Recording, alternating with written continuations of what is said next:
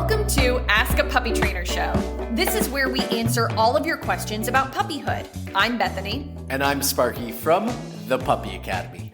We're excited you're here. And now, let's get to the show.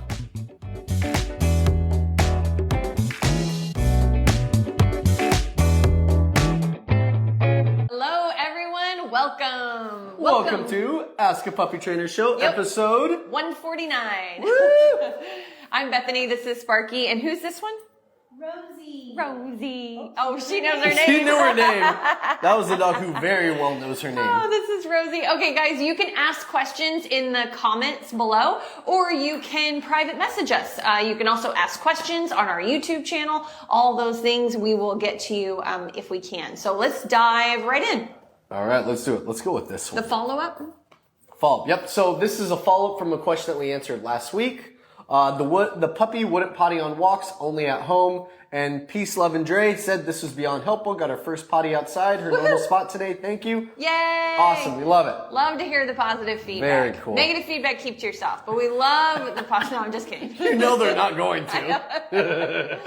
Okay. Oh, I like this one a lot. Yes, one of those. From JG Rod, 6-month-old aggressive zoomie episodes. What to do about them? So the dog's not aggressive, but the zoomies are intense. Sometimes like they will grab a foot, or a their leg or pants or a shirt. Oh yeah, we've seen that a lot. It can be intense. They're basically getting really, really worked up. It's kind of like when dogs are playing and it's going really well, and then all of a sudden they have a fight. It's like they're right on the line.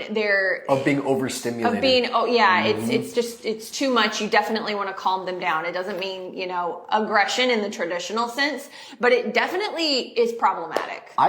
Most dogs I think have a time where they tend to default to the crazy zoomies. Let's say between 6 and 7 p.m. Focus on those times and they're more likely to have it. And you can actually do some pre-training before the zoomies and possibly even work them through a majority of the energy that would have led to the zoomies. And if you're having trouble catching it because they just kind of do it randomly out of nowhere, make sure they have a leash on. Make sure they're either dragging it or you're holding it. And if they're about to zoom past you or you see them starting it, it's as simple as just putting a foot on the leash and catching it. Yeah. They kind of hit the end, bounce back, make sure they're on a harness, not a flat collar for that, so it doesn't hit their neck. And they usually just bounce back a step, give you a look like, oh, okay, what was that? And then you can redirect them. For an older, bigger dog, I'm cool with flat collar, but we do definitely want to be clear with the younger puppies. 6-month-old. I didn't get a breed, so I don't want to say use a flat collar until I know what breed it is. Yeah. If you have a large breed, older dog, we're totally fine with it. A medium breed, older dog, we're also okay with it. Like we wouldn't do a slip leash or flat collar for a 6-month-old Yorkie. That was the exact breed I had in my mind too. With that example, of just step on the leash and you can do a little pressure, slow them down.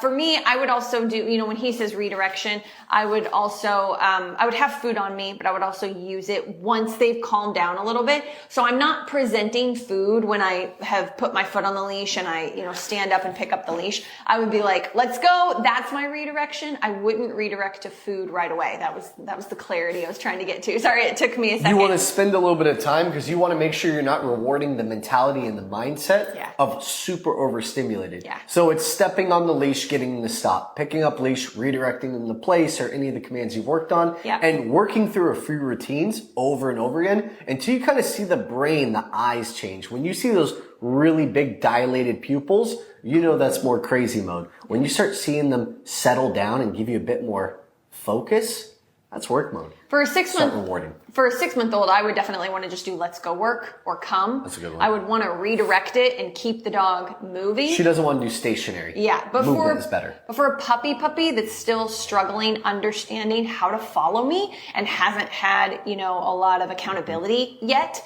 I would definitely probably go for place. 6 months or older, what she just said for the movement, and then 6 months or younger, I would say place because the dog probably doesn't have really good movement-based commands yet, so station will be easier for him.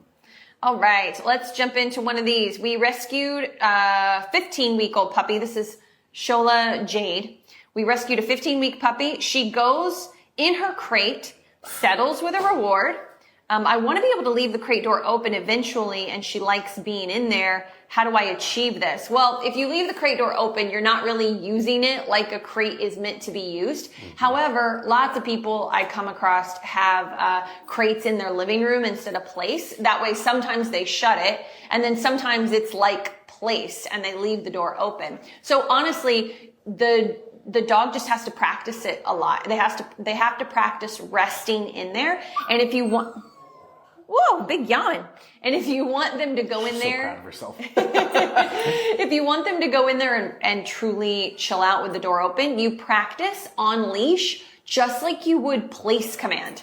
And so if, the dog gets out of crate, with the door open, you're right there on leash, no body language or redirect back inside, and you practice them settling. Are you getting fussy? So if you're a part of our online school already, or if you're not, we have quite a few videos on how to teach place. It's not exactly with that crate setup, but you just have to find how to teach place command. Find that. That's everything you need to know, and then transfer it to the crate. I think she's done. Yeah, she's watching this cute little fluffy dog. She also has a poop. Do some work. So I think she has a poop in the making. There we go. Some questions come in. One on Instagram and one on TikTok. Oh, kisses. She's got a long body. You want to do the TikTok? It's a corgi. Let's do it. All right. I'm sorry. I'm Jay. I'm trying to see where your question starts. I see a continued part. Oh, do you need a minute? Yeah, can you go with yours first? Yeah, sure. No, I'm just going to go because it's the only one I have. All Okay. right. I know he's not supposed to be outside much until he's vaccinated. Our backyard is untouched. Can I set him out there in one area and bring him back in?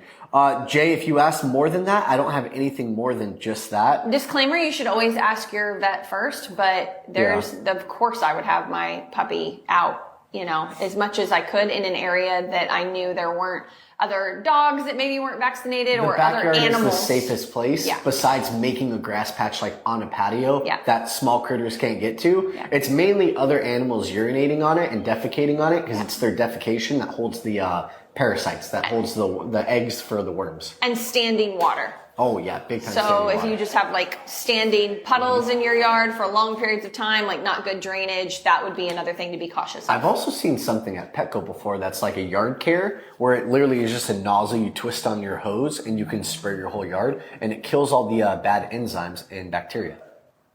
I don't know if it works. I don't know enough about that. I've seen it. Yeah, I don't know enough about that to say. It's meant for puppies that are under a certain age and they're not fully vaccinated because that's a very common thing now. Yeah.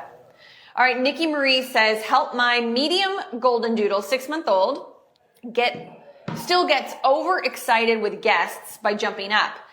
Does not do it to owners, so I guess them, okay. But anyone new, she goes crazy. So this, for me, is like an expectations check. What do you need? 6-month-old doodle. I'm just reading it. Okay, cool. 6-month-old doodle. So this, for me, is an expectations check. And what I mean by that is, you have to set the puppy up over and over and over again, teaching them what you want them to do. And it also has to be with the right person. And so if I have someone come into my home, I'm going to say, ignore my puppy until I can get the puppy to focus on me first. Because you always want to be number one. If you can't get your puppy, 6-month-old, place and sit at least, maybe not a down, but at least place and sit while someone walks into your home and you're standing right there with a leash. If you can't get that, they shouldn't be saying hi. That's my personal opinion. I think you would agree. Same exact thing. But I also prep people before they ever come over. We put a little note card on the front door that says, do not look, talk, or touch the puppy until given permission. Yeah. And you prep them. Be like, hey, be prepared to pull out Instagram and watch some reels because I got to calm my puppy down. You're going to be hanging out for a minute while I do the calming. Yep. Got to calm my puppy down before I even let you in the door. Mm-hmm. And so once that is done, that important first part is crucial to set up your puppy to succeed. Otherwise, it's really not fair to expect them to behave, especially at that age. So once you've got that going for you, then you introduce the dog to the person. Tell the person to let the dog come to them. Don't be quiet, just look. I'm going to say break and I'm just going to let my puppy sniff you. Just ignore her. Break, sniff, excited, but doesn't jump up. Good. Puppy, come, place. Break, little less excited. Good. Puppy, come, place. Help her come down a little bit before she even gets pet. Then finally, when she's actually pet, have the person, instead of reaching out this way for a 6-month-old, for any age of dog, if we're not using food, have them kind of squat down and let the puppy come to them. And what you're really looking for is when they stop petting. So you're going to coach them. You're going to tell them, hey, can you help me train my puppy? And you're going to coach them, be like, okay, go ahead and stop petting. As soon as they stop petting, she's going to go and jump if she hasn't already. And you're going to go, no, step in, block, move back to place. Now, what do I mean by step in and block? I would, if you want to check on our online school, but, I would just go to YouTube and, type in balance training place command. And one of the ways to teach a puppy to calm down and reset themselves in place for stay is body language. Is body blocking, and they should understand that, or they already do with their own species. It's instinctual to them to follow it. They're just not used to a human doing it to them. Exactly. It's exactly what their own species needs. And so, you do that, rinse and repeat. You can use food, but use it calmly. Don't make a big deal about it. Don't use it to get what you want. They've already done what you want, and then you're rewarding them. That's a really important tweak with food, especially for a 6-month-old. But the thing is, people give up. They say no, place, and then they're just like, oh, they can't do it. But that's where you have to rinse and repeat, because the puppy doesn't understand why they're being moved away until you do it several times. And they start getting rewarded for it. They start settling down and getting more rewards for it. And they also get to start saying hi to more people because they can be calm leading up to it. Yeah. And so at the moment they're not jumping anymore, you're not resetting them in place, and then they start to get it. There's other ways to do it. You could be a little more food heavy. You could have the guest try a piece of food. That's what I do with younger puppies. I don't know how much food you use with even young. Yeah, he's not big on the food. Not much, just because I feel like the puppy doesn't actually care about the food. That's They're just going to take it and go right back. That's true. It's almost instinctual to open mouth, stick out tongue, grab food, but still be completely focused on their task. I agree with that. However, I'll take it however, what you got? I think that puppies that have been trained with food effectively, it does help channel focus. Will you tell them what that might look like to effectively train a puppy with food if they're going like more down the positive reinforcement route? Because that's kind of what this feels like. So for me, balanced training is mostly positive reinforcement. About 90%, correct. But when they're out of their minds excited, you can't really use food anymore. And I think that's what he's thinking of, is that most puppies are out of their mind excited. And they're not really even thinking. They're just taking the food and they're going right back to it. For me, he asked, what does that look like? For me, what it looks like is I pull out a piece of food and my puppy slows down a little bit and looks at me just because I have food, the training pouch on, because we have so much habit of sit down, place, come food. Like, we work every day with the dog's food that I've created such a instinct to look up. Yeah, a habit. It's just pure habit that when someone comes over, and I've already calmed them down a little bit because I didn't let them just come in the door and it be a free for all. They're already like medium level excitement. And then I bring food out, and the puppy just slows down a little and focuses on me a little bit more. And then they're still happy about the new person, but I can, just how I'm having food, I can have that food and say come, and they more quickly and easily turn their head towards me, and I can redirect them to place without being so body language heavy. So you got to play around with that, but rinse and repeat. You set the expectation. All right, we should probably move on. Let's see. I've got another one on here. I got a big one that I have about 4 stars next to, so that means they want me to read it. Go ahead. Okay. All right, Judy Guda. I'm gonna call it Guda. All right, Julie Guda.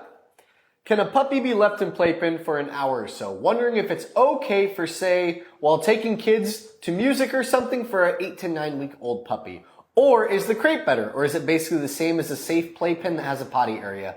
It's different between crate and playpen because playpen tends to be a larger area. Dogs tend to roam around more, so they're more exploratory in there, and they don't settle. When sometimes they do. May not settle. I can't say they don't. Most of them won't, a majority.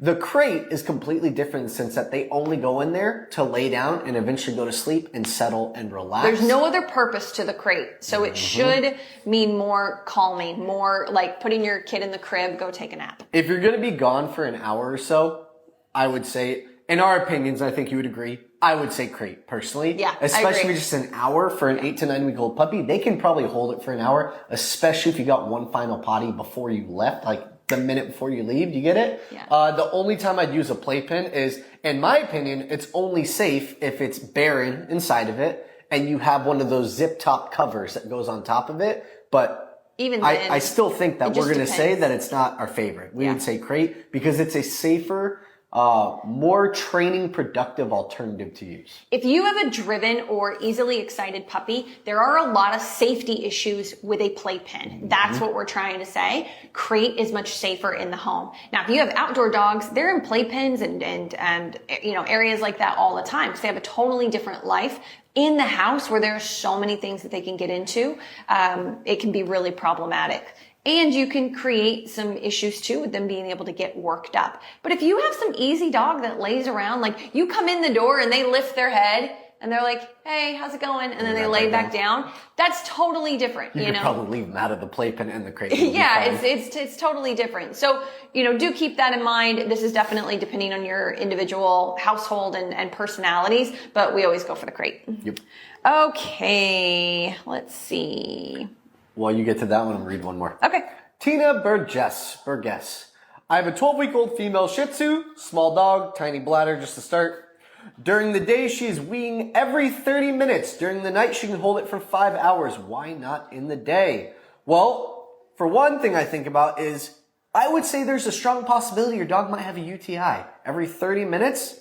That's a lot. How old? Well, 12 weeks old, but she also said she doesn't really drink that much water throughout the day. I'm going to go over that too, because I know that's probably not what's actually happening. So most of the time, I always remember one of the first episodes of Caesar Milan, the dog whisperer I ever watched, was about a woman who said her dog wasn't drinking water. And when Caesar Milan went over there, he says, well, what do you do when she drinks? She goes, oh, I stand there and make sure she does. That's a ton of pressure on the dog. Yeah. And the dog wasn't drinking. They did an elapsed video of an 8-hour day in this woman's house, camera in the kitchen without her around it. That dog went there like 15, 20 times throughout the day to drink water, just never when she was around. So the reason I'm saying that is because your dog is probably drinking more water than you think, even if you don't think they are. So to give you an idea of how much water a dog can drink to hold back on the potty accidents, it's about a half cup, and I say about because it's not a direct exact science, about a half cup of water for every 30 pounds of body weight. So divide the 12 pounds by 30, and that's the measurement of water you're going to give, like about divided by ounces. Yeah. And then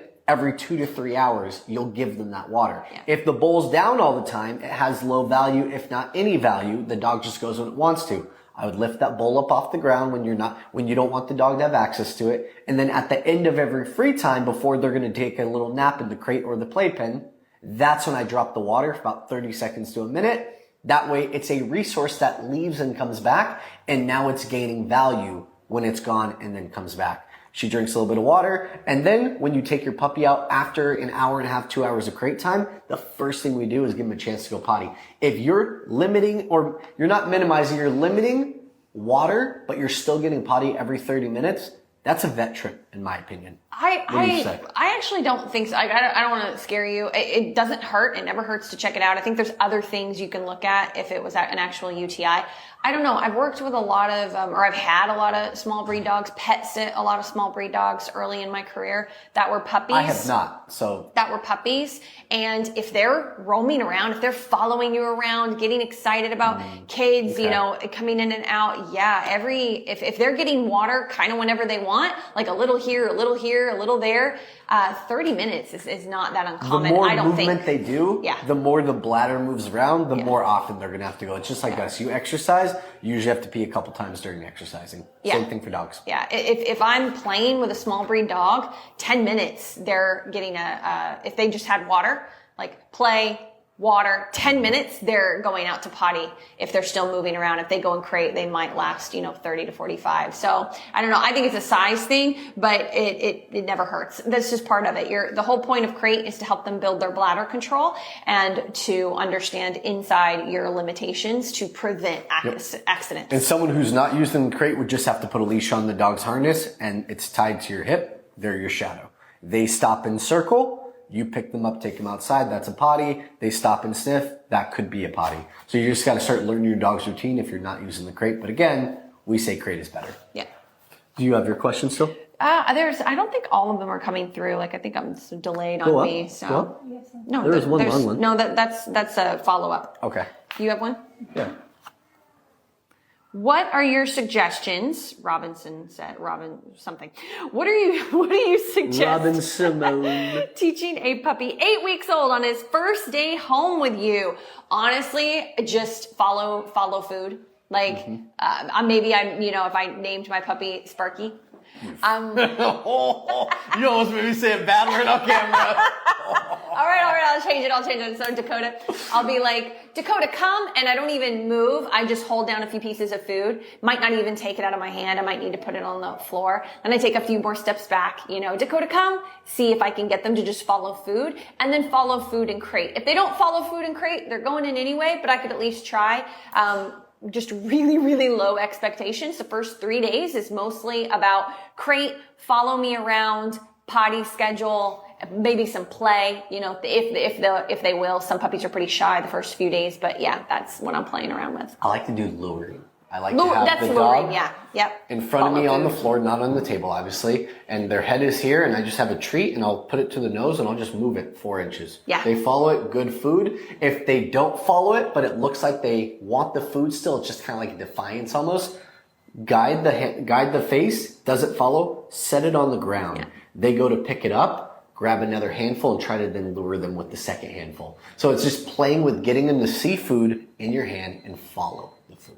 And if you get a puppy that's like trying to take your finger off when you first bring them home, you need to sign up for our online school. Yep. Because you need to teach the next 8 basic commands in the next week to 2 weeks. Every 8 to 9 week old Mally owner is just like seeing their fingers all scarred up. Like, we need it.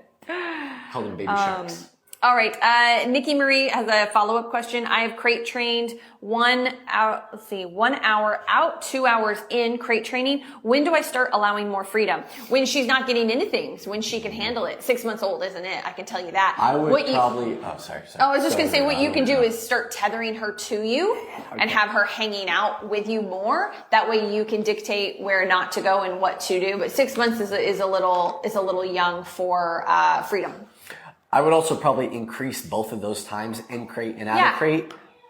Additional, so I can start giving my dog more time out of the crate to see how they act. But also I still need to balance that with a little bit more time in the crate as well. So they have the downtime to balance it all out. Yep. And so you have more time too, and they should still be napping. They should still be doing a lot of napping. Most puppies will, even at 6 months old. Oh, and teach place. Good God, teach place. If you want a dog that can exist out of the crate, how I explain to owners is place is teaching a dog to go to a designated area on command and stay there until release.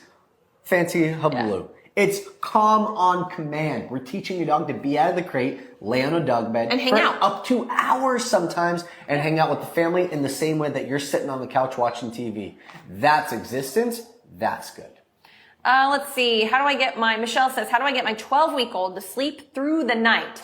Routine. He does have a routine, goes to the bathroom before bed, no water after 6 p.m., comfy and crate, but he's up every 3 hours. I think you have What is he doing up every 3 hours? Is it for potty? Does he need to go, or does he just think he needs to go and we've taken him because we think we have to? Yeah. That's my question. That could be it. Okay. So yeah, it's good that you said that because I was just going to say, it's a 12-week-old puppy, so some of that could be because it's 12 weeks old, especially if it's a small breed dog. I feel like you should get at least 5 hours. I agree. So maybe you could ignore the whining at the 3 hour mark and see if he has an accident or not. And maybe he whines for 15, 20 minutes and goes back to sleep. Maybe you're going to have to put him in another room so you can sleep. And if you get a potty accident, we apologize. Cut that 5 to 4. Yes. Still has an accident. Cut that 4 to 3.5. No accident. All right, 3.5 is good. In 2 weeks, go up to 4. Yeah. In 2 weeks, go up to 4.5. You get the idea. Because it could very much be what he said, habitual. Yeah, I agree. I just feel like you're going to get 5. I think you're going to get 5 hours. Questions that came in if you want to Okay. This is from Money bags. Money. Man, where do you live? You took a good title. I want that curious. one. All right, my puppy is refusing her kibble and always wants to eat the same food we eat. Any suggestions? She is 4 months old. Has she gotten your food before and had a chance to eat it? Has she had a chance to eat some of the good stuff and now doesn't want to go back to her food? It could just be the smell. You might have not done anything wrong. There could be. I wasn't saying they did something wrong. I'm just saying maybe they dropped something on the ground, as in a kid went like this and dropped it on accident. Oh, okay. Yeah. I was. was. I know. It was. The dog's probably gotten something. Maybe it's got a good smell. When it comes down to it, all you do is offer them their food. You see if they want it. If they don't, you retract the meal. If you leave it down for too long, it loses value. Same with the woman who was doing the water bowl on the ground. That lost value, so she couldn't get the dog to drink on command. It's the same thing with dogs and their food. However, if the dog is picky, what's the breed? Do we have a breed? What was the breed? No breed. No breed, okay. 12 weeks. Oh, no, I don't know. If it's a husky, you're screwed because they will starve for weeks. But if it's just a normal dog, a dog that's not a husky or not some kind of like Dalmatian breed or Shihtzu or something, or not Shihtzu, Spitz breed, then you have a good chance that your dog will probably not eat for like 2 or 3 meals and then one day go back to eating his food. But I also have a question for you. Are you training with your kibble? Yeah. Are you using just treats for it? Are you on here, Money? Yeah, we'll follow up. Are they right? All right. She's still refusing. Still refusing. Food? Is it bad to keep the puppy on home food? Probably, yeah. I mean, if you're doing any kind of seasoning, if you want a diet that is good for a dog, look up Just Food for Dogs and you could try to copy their recipe. And that's more of a like home cooked meal, basically like the style of it. Or you could do raw food. You could do, I mean, raw there's a whole food. number of things you could do. You could do Vital pet dog food. It's like a cooked pellet style dog food. That's in the freezer section. Something more convenient is real meat. Dog food. That's a good one. It's in a jerky form. It's clean ingredients from what I remember. Zoomies is also really good. Zoomies is one of the more common ones we see. We haven't seen it recently, but we used to a lot. It's possible that your dog just wants better food. You could get them back on kibble, no problem. My dog, the longest she ever went strike on food was 6 days, and I was starting to really get worried about her. But then on 6 days, she ate her food. Dogs just go on strike. It's different for a puppy, though. It's natural You can't fasting. let them wait that long. No, it's you different. can't. You can't with puppies. You could try to go 1 or 2 days of offering the meal, them not wanting it, and retracting it. And then offering it again 2-3 hours later for lunch and retracting it. And I would do more crate time when you're eating. Like if you can't, I forget the age, but if you can't have your puppy go to place and be in the corner and be back tied comfortably, meaning not pulling, barking, whining when you're eating, have them in crate and work up to being able to have them in place while you eat. Why did I think of that? I really like this one. Well, I don't like it, but I mean to answer it. My puppy snaps at Amy. My puppy snaps the whole time I am luring with food.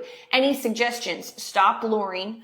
For one, like you don't. Your dog's drive is probably so high that you don't need to lure for food. They're probably going to follow you either way. You need to use more body language and leash. I don't know how old your puppy is, but I would definitely get on a program, like start looking online. You can check out our program too, of course, but start looking online for more balance training, which is going to be where you use less food to get what you want. First, you need to calm the brain down, which is where balance training comes in. It's body language. Like if I say place and I drop a piece of kibble on place, my puppy who like I've never taught stay gets that piece of kibble and then tries to jump off place. If they're comfortable going onto the dog bed, I'm already going to be ready to block them and try to slow their brain down. And then I'm going to say good and drop another piece of food. Maybe not even hand feed it because they're too nippy right now. And I'm going to work up to them calming down. How to hold the food when you do start to feed is to hold it between your fingers and use your thumb to hold it there. That way you're like this and then you release the food so they are less chompy. But you're just really taking your time using more leash and body language, teaching thresholds, teaching more impulse control. With food bowl, like I'll take 15 minutes to separate their food out, a little bit of food, put it down, they get up, lift it up. Put it down, they get up, lift it up. Just over and over again, start teaching this impulse control to slow the dog's brain down. That would be my focus rather than sit down, stay calm with food lure. And I personally think you should only try this for a week or two. And if it doesn't improve significantly within a week or two, get help. Which it should in a week or two. Yeah, get help. You need help because this will only get worse if it doesn't get better. I agree. Louisa says, if I don't have age and breed, if you guys can put age and breed, it's super useful. It always helps. I forgot to mention that, but we're going to assume like 5-month-old puppy, mid-sized puppy.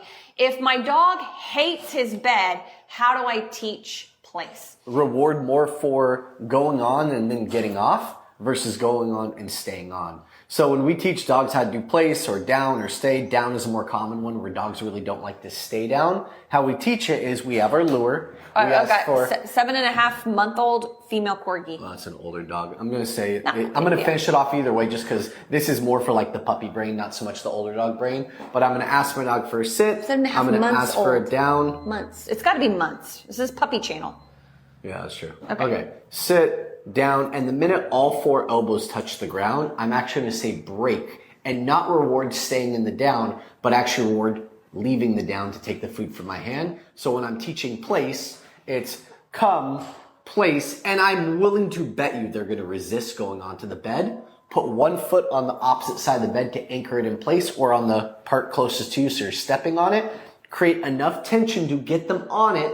Step in front of the butt where they're going to try to back off of it and just create almost like a V with your feet so their butt locks into it and just freeze for a second. They're going to push back, freeze because they can't go any farther. They're probably going to look at you and then I'm going to step back, say break. Would you give food on the break, do you think? I'm not totally even sure what you're saying to do. I would then step back and break and release my dog from place. So now let's talk about what we just got. We got a dog that begrudgingly went onto the bed and then was allowed to get off. You know what I'm going to say? This is for a 7.5-month-old, by the way. And then was Not a allowed puppy. to get off of food or allowed to get off of place for food. So what I promoted was him going on and being allowed to get off so there's low pressure. And I'm going to do that 5, 10, 15 times. And eventually my dog is going to get a bit more comfortable walking onto it. When my dog voluntarily walks onto that place 85% of the time, then I'm going to start asking for a sit, good treat, break, release. Or maybe even just place, he's on it, all 4 feet, good treat, and then break and give another treat. Break is our release word. It's how we release dogs. Yeah, you can use whatever word or you threshold, you can use break, free, okay, whatever you guys want. And I'm going to start gradually getting more and more duration on place for food and rapid reward and multi-rewarding to promote the stay on place. And then I'm going to release with break. That's how I would personally acclimate a 7.5-month-old dog to going on to place because that's an older dog. What would you do?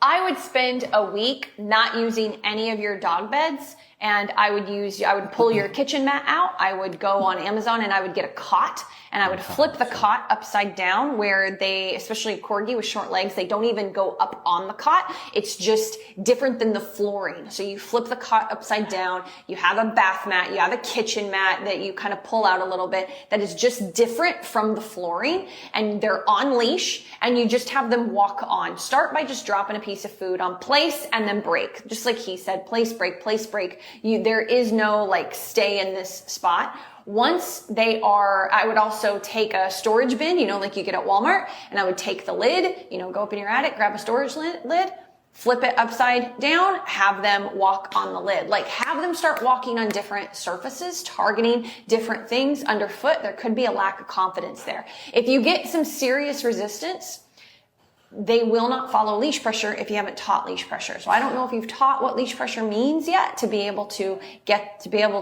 be as clear with leash as he mentioned.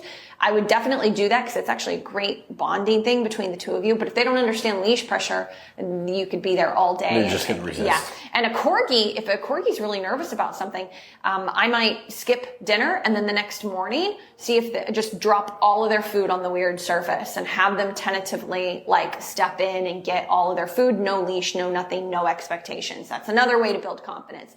But I might even try it just to try it. I might even pick up the Corgi, put them on the cot, and then when they flew off, oh my God, break, food, pick them up, put them on, and then before long, after 3-4 times, they're hopping right on there for food. So there's a lot of different ways you could build this up. Eventually, you're flipping that cot over, and they're excited to hop up for their piece of food, right? Also, you stepping on it can be very, very helpful. You actually step onto the cot.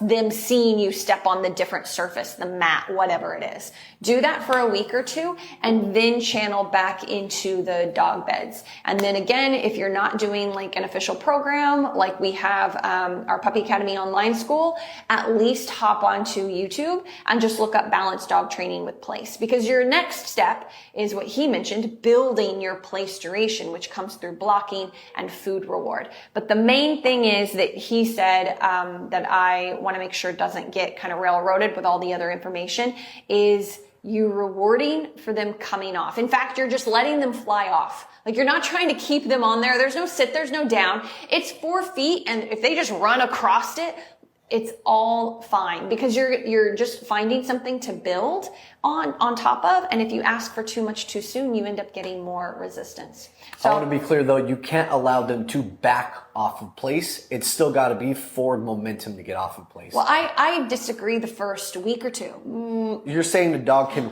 walk onto place and literally walk back off of it? Yeah. I disagree with that one. Absolutely. I only disagree purely because I think they should always have forward momentum, and if they're backing off, they never truly understood the concept of why they're. But they will. I don't have to rush them.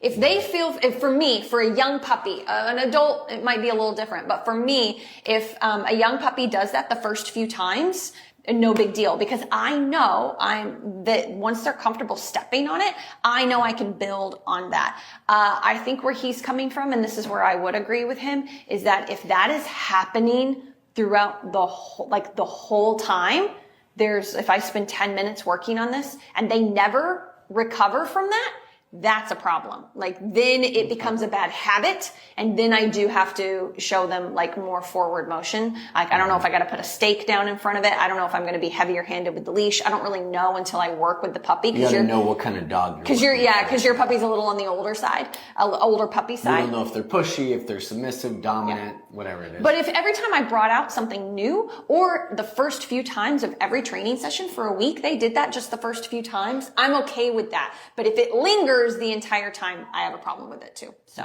anyway, I will begrudgingly say though, the flipping over the bed, damn, that's good stuff. It's super helpful. I totally should have added and that you to step on it, and you step on it as well.